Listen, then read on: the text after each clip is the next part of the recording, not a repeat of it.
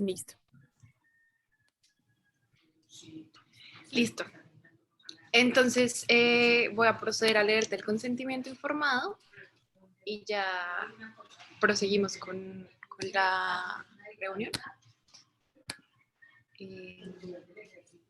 Sí me abre. Ok, en pánico. No me está abriendo. Este computador está súper lento. Qué pena con ustedes.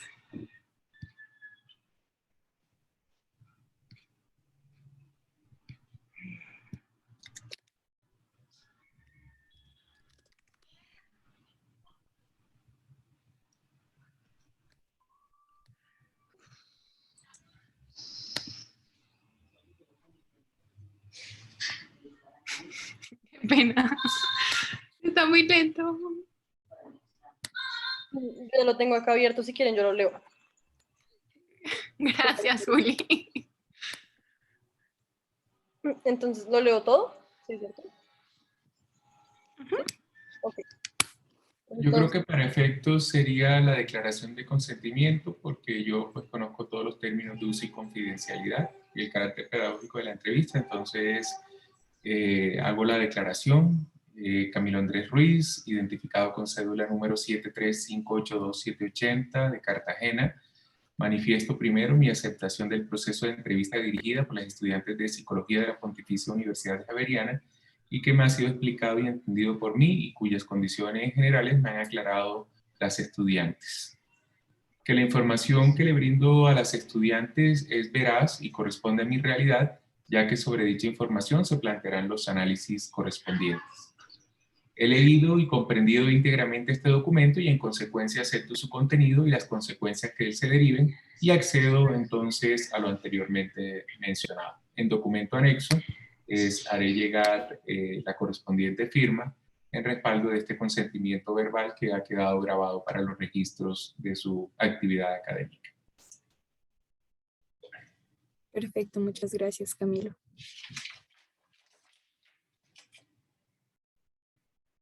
Bueno, muchas gracias por...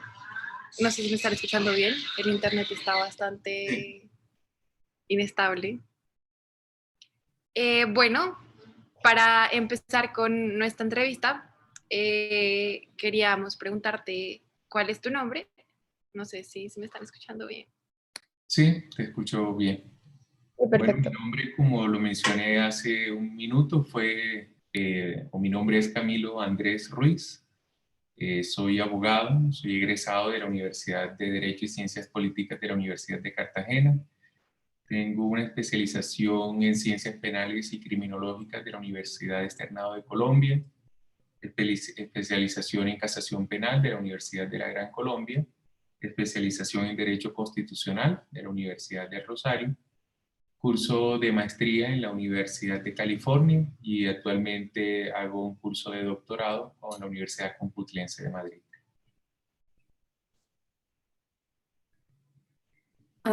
Camilo, ¿qué te llevó a trabajar o bueno, a empezar como tu formación en esta área judicial?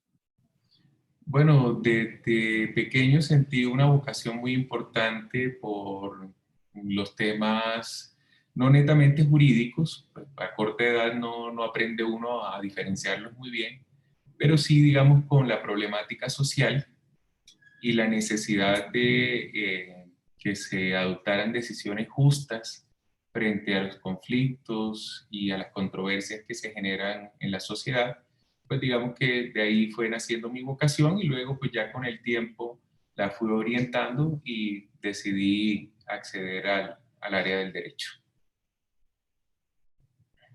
Ok, perfecto. Camilo, una pregunta rápida, no sé si ya la mencionaste y no sé si te incomoda, pero no sé si tú nos podrías decir cuántos años tienes. No se los he mencionado, tengo 43 años. Ok, perfecto. Mientras nos contabas, bueno, pues sobre tu formación académica, eh, pues me preguntaba hace cuánto estás ejerciendo la profesión, pues como abogado. Sí, yo me gradué de pregrado en el año 96 y pues desde entonces vengo ejerciendo como abogado. he elaborado al servicio de la rama judicial del Poder Público y en la actualidad me desempeño como pues, abogado litigante desde mi oficina particular de abogado. Ok, no sé si nos podrías contar tal vez cuáles han sido los principales retos que has encontrado pues trabajando pues en el rol que estás cumpliendo actualmente y tal vez anteriormente. Sí, digamos que ha sido un poco novedoso el desempeño del ejercicio del derecho, ya no como funcionario judicial, sino como abogado litigante, pues son extremos diferentes en el sentido pues, de la relación como uno participa dentro del engranaje judicial.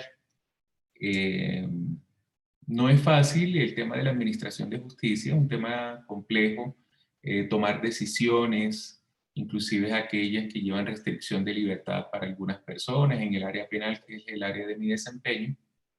Y digamos ahora en el tema ya del ejercicio profesional, pues es acoplarse a este nuevo rol, ya no como quien toma la decisión, sino como quien promueve, digamos, el litigio para llegar a una decisión. A veces no se comparten las decisiones de los funcionarios, y entonces uno se sitúa en ese otro plano. Muy seguramente, pues los abogados que a veces litigaban en mi despacho, pues muy seguro algunos no quedaban conformes con las decisiones. Entonces, digamos, es un nuevo reto y una nueva forma de aprendizaje. Uf, claro, y no, sí, de hecho es, pues a pesar de hablar de leyes y eso, realmente tenemos como un trasfondo moral y ético, pues en todo en toda esta rama y en realidad en todos los trabajos. Pero bueno, en ese sentido también, ¿qué experiencias positivas tú resaltarías como de este ejercicio profesional o como de, pues sí, de tu profesión? Experiencia positiva, el aprender a manejar muchas situaciones, el tener el tacto, la prudencia para manejar, digamos, con temas muy complicados y de temas muy conflictivos, como son pues, los temas de incidencia penal, todo el impacto que eso genera al individuo, a la familia, a la sociedad en general. Y digamos, tener la ponderación y tener el criterio para poder tomar la mejor decisión, creo que es un aspecto muy positivo y que le reporta muchas enseñanzas no solo para el ejercicio profesional, sino para la vida práctica. Aprende a ser uno más mesurado en sus decisiones, un poco más ecuánime, inclusive hasta la hora de darle permiso a los hijos y todo. Entonces aprende uno como a modular muchas cosas. Sí, claro, sí, tienes razón. Bueno, no sé si Sofi quieras continuar. Sí, bueno, muchas gracias, Cami. Quería preguntarte si tú podrías quizá como describirnos un poco cómo son tus funciones en tu trabajo, cómo es tu rutina, qué haces generalmente en un día promedio, como ese tipo de descripciones. Bueno, digamos que ahora todo se ha visto alterado pues, por el tema de la pandemia. Digamos que lo que era antes una rutina ordinaria de trabajo se ha visto cambiada pues, por todas estas situaciones que vivimos en la actualidad. Pero digamos en términos generales es un día a día en el que siempre hay mucha dedicación de estudio, mucha lectura, pues profundizar en los temas, sobre todo en un país hiperlegislado como el nuestro, donde día a día van saliendo nuevas normas, nuevas leyes. Entonces toca estar muy al día con toda la normatividad. Entonces, pues toca prepararse mucho, asistir a audiencias que ahorita casi todas son virtuales, eh, preparar escritos, recursos, denuncias, defensas, recursos de casación, en fin, todo lo que conlleva el ejercicio de la actividad del área penal en la que me desenvuelvo. Eh, no estoy prácticamente yendo a la oficina desde hace algún tiempo. Estamos despachando pues, con mi socio, tenemos una oficina y estamos despachando de manera virtual desde la casa. Entonces me ha tocado implementar este pequeño escritorio aquí donde me están viendo. Y desde aquí pues hacemos reuniones, debatimos los temas, atendemos clientes, absolvemos consultas. En fin, digamos que esa es en términos generales el día a día de la actividad en estos términos de pandemia. Pues sin contar que ocasionalmente por atención de asuntos pues toque viajar, atender situaciones que así lo ameriten, pero digamos que en términos generales, como les acabo de relatar.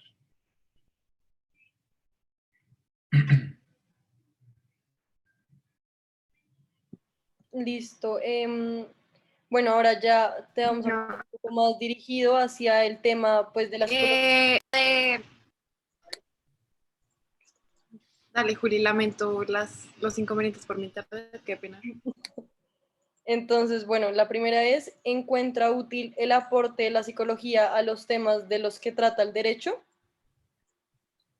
Bueno, debo reconocer que mi función judicial y ahora como litigante, todas las ciencias auxiliares del derecho, incluida la psicología, son unas herramientas supremamente valiosas, sobre todo en mi área de desempeño.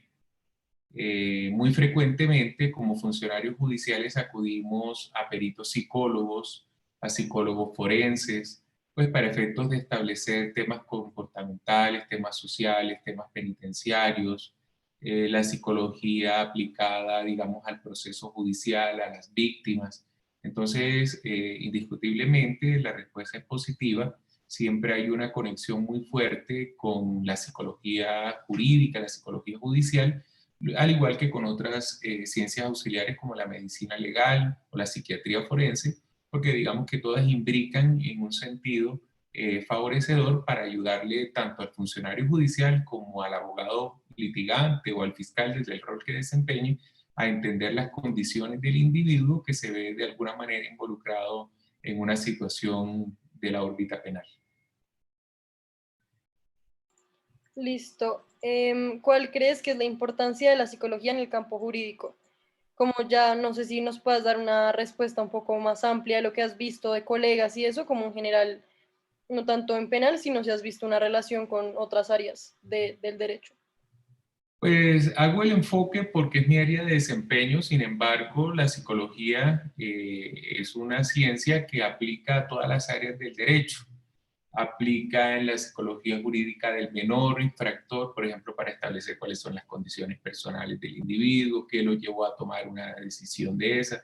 Aplica el derecho de familia para comprender cuáles son las situaciones que desde el punto de vista psicológico conllevan a desarrollar ciertos comportamientos, si una persona es viable o no psicológicamente para asumir un proceso de adopción, si una causal de divorcio por una situación psicológica se encuentra o no fundamentada, si desde el punto de vista contractual la persona tiene, digamos, la capacidad de poder comprender sus actos, de poder desarrollarse conforme a ese entendimiento, si en el derecho laboral una decisión de esa naturaleza impacta negativamente en el trabajador, un despido injusto por lo menos, cómo lo impacta y si a consecuencia de ello necesita una indemnización, en qué monto. Es decir, son muchos criterios en los que la psicología jurídica y la psicología forense van a brindarle a todos los miembros, a todas las partes de un conflicto jurídico, a resolver las dudas e inquietudes porque debemos partir de la base pues, que el abogado, quien es el que desarrolla, digamos, el componente jurídico, desconoce muchos elementos, por no decir que todos, de la psicología, o por lo menos a profundidad. Entonces es necesario en esos casos que sea un profesional, una persona idónea, una persona capacitada, una persona con la experiencia y la formación, pues quien brinde los elementos de juicio necesarios pues, para que la decisión o el argumento que planteen, dependiendo si es el funcionario o si es el abogado, pues sean argumentos sopesados, sean argumentos serios y que definitivamente lleven al fin último de la administración, pues que es lograr la justicia en una relación de conflicto. Ok, y pues yo ya lo has ido contestando en las anteriores respuestas, pero ¿en qué temas consideras que es importante contar con el acompañamiento de psicólogos?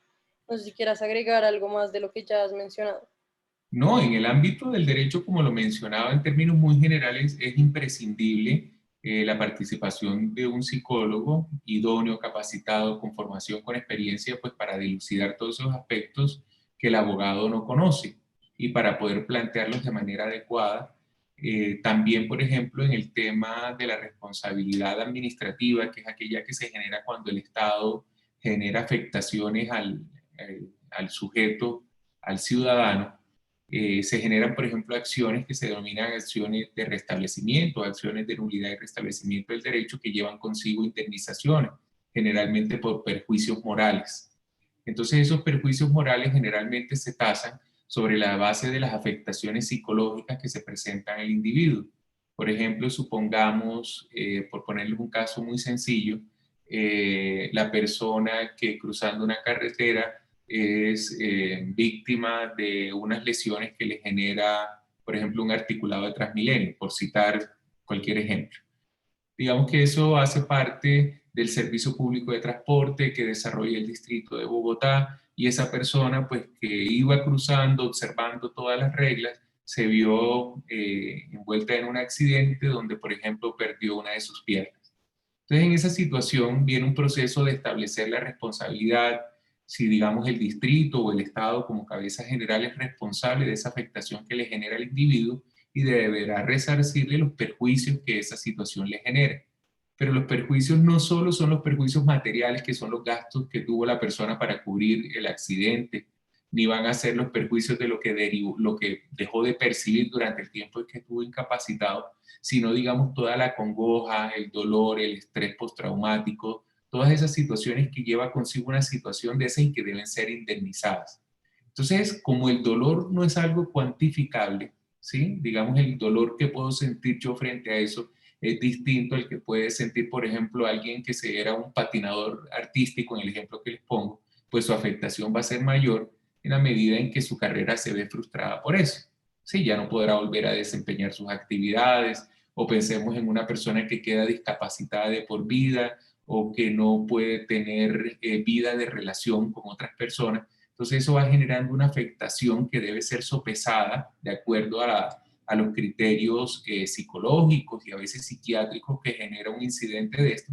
Entonces es muy importante tener pues el apoyo de la psicología para determinar hasta qué punto esa afectación, en el ejemplo que les ponía, puede afectar más a uno o a otra persona. Hasta qué punto ese daño moral para una persona es más llevadero, o para otra persona que, por ejemplo, trabaja y lleva el sustento de día a su casa con hijos pequeños y que ve cerrada cualquier brecha de poder mantener la situación de su hogar. Entonces, digamos que en esos aspectos se hacen unos peritajes, unas evaluaciones psicológicas, donde le dan pues, a los abogados, a los funcionarios, los elementos de juicio necesarios pues, para establecer de manera justa y ponderada las indemnizaciones que en derecho corresponderían. A mí me surgió una pregunta, o sea, perdón, solo hay algo pequeño, pero ¿tú considerarías que el derecho podría prescindir, creo que es la palabra, prescindir, como no necesitar, la psicología? O sea, como en algún caso utópico en el que no hubiera psicología, ¿cómo sería esa imagen del derecho? ¿Cómo sería como el contexto acá judicial de Colombia sin la psicología? Pues digamos, el derecho es una ciencia, bueno, y aquí no voy a entrar a discutir si es ciencia o no, porque eso es una discusión en todas las carreras si son ciencia o no, pero para mí sí lo es. Entonces digamos que el derecho es una ciencia que se va nutriendo de otras ciencias también, en el sentido de que el juez o el abogado son personas expertas, peritas, doctas en temas jurídicos, en establecer la relación de un supuesto normativo con una aplicación fáctica y una consecuencia, en establecer si incurre una norma, merece tal sanción, pero digamos que hay aspectos como esos que son tan particulares, tan profundos, que escapan al conocimiento del abogado.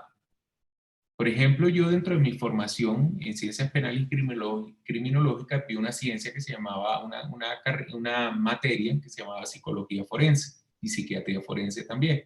Y le dan a uno como unas bases, unos elementos, pero eso no es suficiente pues, para tomar una decisión adecuada, correcta, porque la interpretación que yo le dé desde mi punto de vista de derecho no necesariamente tiene que ser la que sigan los lineamientos de la psicología, por ejemplo, o puedo hacer una interpretación equivocada de eso. Entonces, digamos que necesariamente para ese tipo de casos y en los ejemplos que les he mencionado, yo considero que es imprescindible la presencia pues, del acompañamiento de un asesor en materia de psicología jurídica, pues para complementar, nutrir, llenar esos vacíos que se tienen y poder realmente tomar una decisión. Anteriormente, por ejemplo, se decía que el juez podía estimar los perjuicios morales hasta cierta cuantía, hablaban de gramos oro, por ejemplo. Entonces el juez simplemente lo que hacía era que le parecía que ese señor, del ejemplo que les ponía para seguir en la misma secuencia, pues seguramente a él no le afectaba mucho haber perdido la pierna porque vivía con su mamá y tenía los medios para solventarse y entonces le ordenaba 100 gramos oro. Entonces finalmente entraba uno, pero ¿será que eso sí corresponde o no a la real afectación? Entonces, es decir, era algo muy arbitrario y que se dejaba como al criterio de lo que pensaba. Entonces, si el juez en ese momento amanecía bondadoso, generoso ese día, le daba una indemnización grande, pero se había peleado con la señora esa de mañana y había llegado molesto al despacho, pues ese día no le daba nada o una mínima cuantía.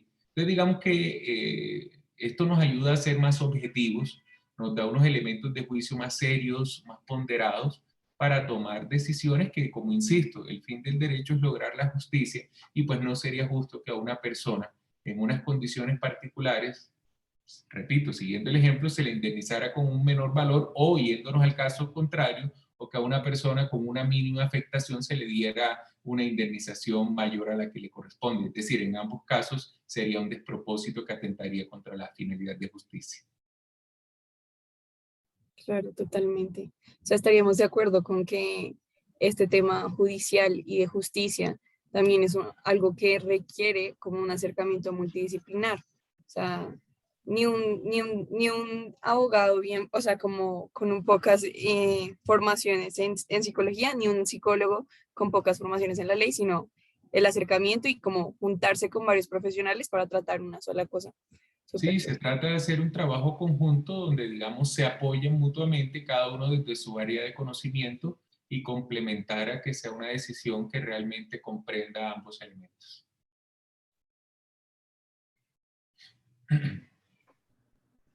Camilo, una pregunta. Aparte, como lo que has mencionado sobre el conocimiento sobre la psicología jurídica, ¿has como tenido otro acercamiento con este conocimiento sobre la psicología jurídica? Pues digamos, en el día a día uno lo pone en práctica. Por lo menos, digamos, en el manejo de los interrogatorios, aprende a uno a definir el lenguaje no verbalizado. Entonces, digamos que sin uno sabérselas todas, la misma experiencia y la dinámica le va enseñando pues algunos comportamientos evasivos. Entonces, la persona que cuando miente desvía la mirada, la persona que cuando está en un interrogatorio empieza a frotarse las manos, se vuelve ausente, se dispersa. Digamos, bueno, a partir de conocimientos o directrices que les dan, ya uno los va, digamos, interiorizando y de alguna manera ya va identificando algunas situaciones comportamentales que le indican que el testigo puede estar no diciendo la verdad o por el contrario está siendo muy fiel a lo que realmente conoce. Entonces digamos que en el día a día pues ha sido un aspecto muy valioso y muy práctico para mi caso particular del conocimiento que he tenido frente al tema de la psicología jurídica.